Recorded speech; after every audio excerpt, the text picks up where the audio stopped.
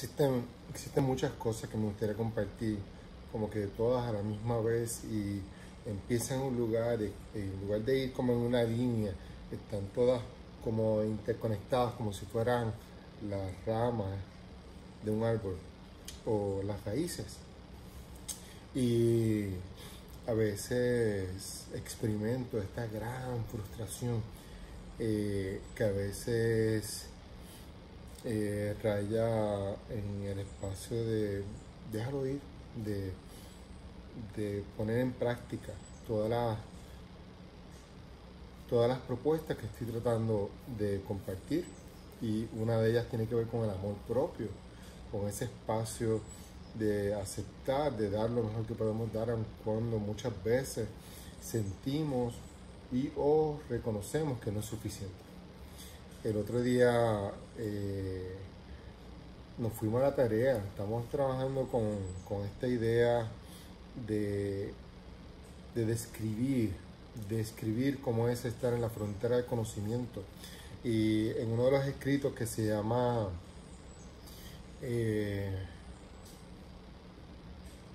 Las ofrendas, respeto y las ofrendas. Bueno, lo voy a taggear aquí. En ese escrito voy describiendo este lugar en el que las personas se encuentran pues a trabajar con el perdón, a trabajar con la responsabilidad. Y en este lugar, esta figura, vamos a llamarle Leonardo, participa y hay una fogata. Y en ese proceso se sienta y con los ojos vendados comienza a escuchar historias de hombres que han dañado a mujeres o mujeres que dicen que me han dañado. Y también puede ser de la otra forma, ¿verdad? Hombres que sienten que las mujeres u otros hombres le han dañado. Y busca, aunque se reconoce que hay un asunto de la mujer que necesita manejar y sanar, el espacio escrito busca invitar a que nosotros los hombres reconozcamos nuestras faltas y desde ese lugar escuchemos historias del daño que nosotros le hemos hecho a otras mujeres. Y en el escrito se desarrolla la historia de qué ocurre en una finca, la finca de esta propiedad de Leonardo, donde vive, y el otro día estaban buscando esta finca. Y para mí fue bien interesante que esa noche quería organizar las ideas, las propuestas, ¿verdad?, que estoy desarrollando y escribiendo. Nosotros nos encontramos en esta maravillosa ciudad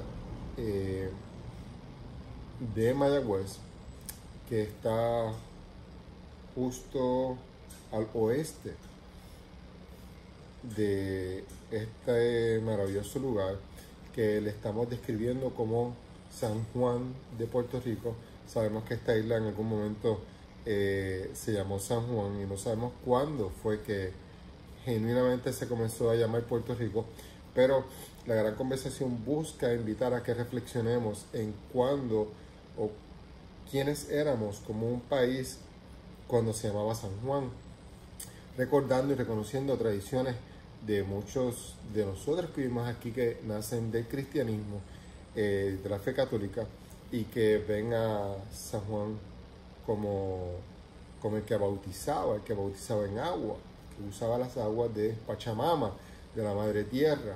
¿Okay? Y muchas de estas ideas buscan alambrar, invitar a comunidades de diferentes lugares a tener un intercambio de ideas. Y en esa noche descubrí que ese escrito hay unas partes que no hay madre que las entienda. Y experimenté esta frustración, es como que, nieta. Y ya se haya publicado, así que decidí hacer lo siguiente. La gran conversación busca invitarnos a todos nosotros que veamos nuestras vidas desde ese espacio de honestidad, de transparencia, pero también que lo veamos desde el ángulo de la luz, ¿verdad? Y siempre recordamos que lo que estamos viendo nace desde un grado de observación y que no es absoluto, que es simplemente un grado un punto donde miramos la verdad y nos podemos mover al lado y tal vez vemos eso, pero lo vemos de un poquito diferente. Podemos ver las cosas desde el lado de la luz o desde el lado de la sombra. Así que desde ese lugar de buscar inspirar y ser y hacer lo que como escritor estoy compartiendo contigo, decidí describirlo de esta forma. Yo estoy escribiendo y generalmente se tardan 72 horas en que mi amada Alondra lo edite. Y hay un par de cosas que yo quiero compartir contigo. Cuando yo menciono muchas de mis historias, yo estoy no solamente diciendo, trata de comprender de dónde viene esta historia, ¿verdad? Desde el ángulo que se mira, tiene un valor y tiene una importancia porque desde ahí tú vas a poder ver otras cosas que no has visto. Y una de ellas tiene que ver con la historia de la dislexia y las primas. Las primas déficit de atención, discalculia, disgrafia. Y desde ese lugar quiero dejarte saber que no es lo mismo ver las letras en colores que los colores en las letras. Y lo que busco describir con esta representación visual es que muchas veces yo cuando escribo veo las letras desde otro espacio, que no es el mismo que tal vez muchas otras personas. No es necesariamente que se ve el color, pero es que se siente la textura o el color de la letra o la idea. Más que palabras, veo ideogramas y no necesariamente algo que descubrir es que lo que es un guineo maduro para mí no es sinónimo de lo que es un guineo maduro acá. Y muchas ideas para que puedan tener sentido necesitan ser definidas o redefinidas. Y eso es mucho lo que busca esta gran conversación. Y lo que estoy tratando de compartir contigo es que cuando yo te menciono que mi cerebro es atípico, este título sale inspirado en una serie de Netflix, es que literalmente es atípico. Así que yo voy a estar escribiendo y voy a estar publicando y te voy a invitar a que lo leas ese escrito bruto, sin editar o con muy poca edición, y que lo veas como si tú fueras un psicólogo o un maestro y digas, ok, primero hay que trabajar las primeras preguntas básicas. ¿Será dislexia o será que tiene lagunas de aprendizaje?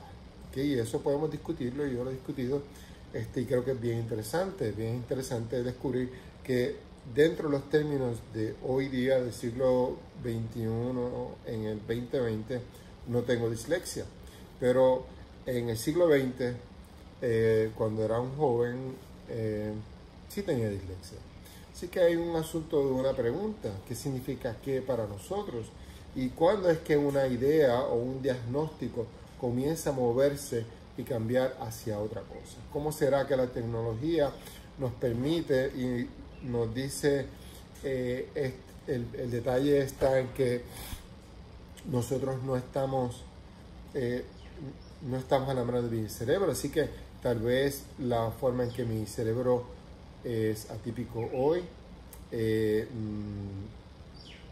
no es la misma definición de antes. Así que lo que busco decir con esto es que vamos a tomar las debilidades y convertirlas en fortalezas. Cuando yo escribo, sin que nadie lo edite, tiene un grupo de firmas que pueden ser frustrantes.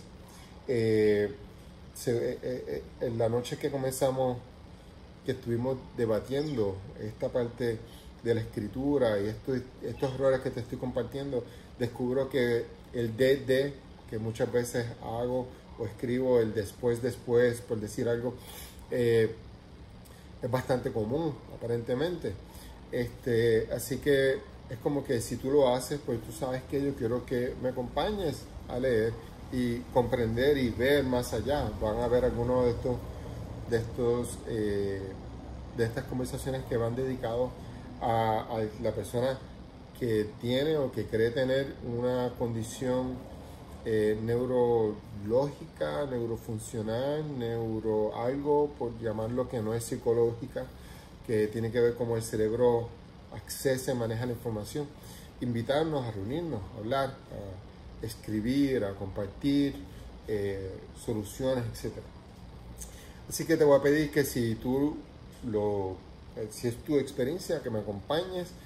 Te estoy invitando a que escribas conmigo y que escribas sin miedo al rechazo de que se vea como que eres menos porque no sabes cómo escribir, que es uno de los grandes desafíos de esta conversación en mi carácter individual y personal, aunque no completamente, porque definitivamente donde yo estaba en relación a lo que te estoy mencionando y donde estoy ahora, me importa un carajo la opinión de los demás. Así que desde ese lugar tal vez no es lo que era antes, pero sin lugar a dudas reconozco que existe un gran grupo de personas que tienen discapacidades de cómo se maneja la información y tratan de ocultarlo, ¿okay?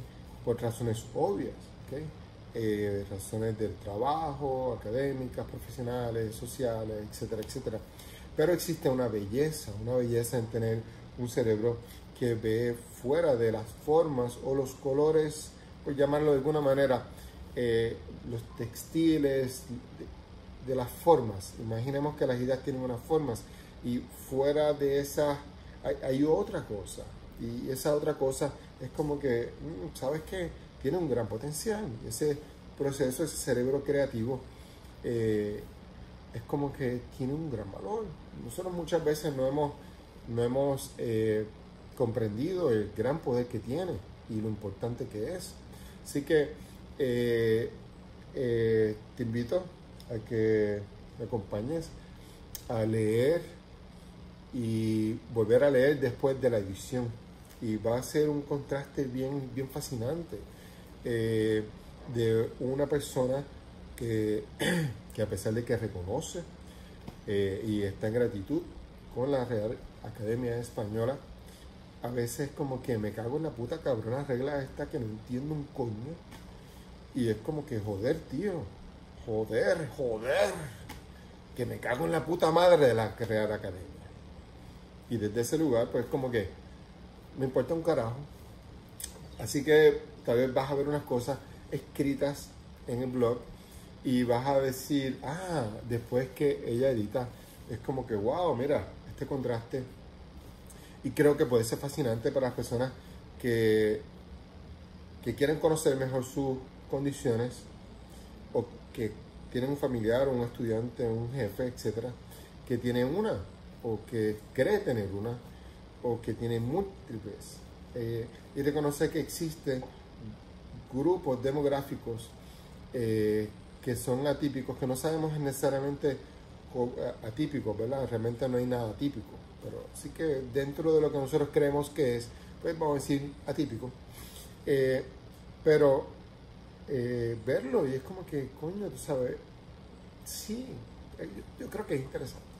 Así que nos movemos de esa creencia de que esto no se puede hacer de esta forma perfecta, y en lugar de yo esperar que pueda ser editado, simplemente lo voy a compartir o lo voy a seguir compartiendo, y te invito a que lo leas, no solamente desde ese espacio de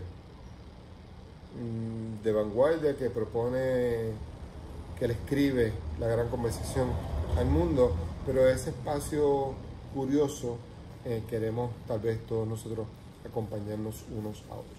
Así que te dejo con esa idea. Chao.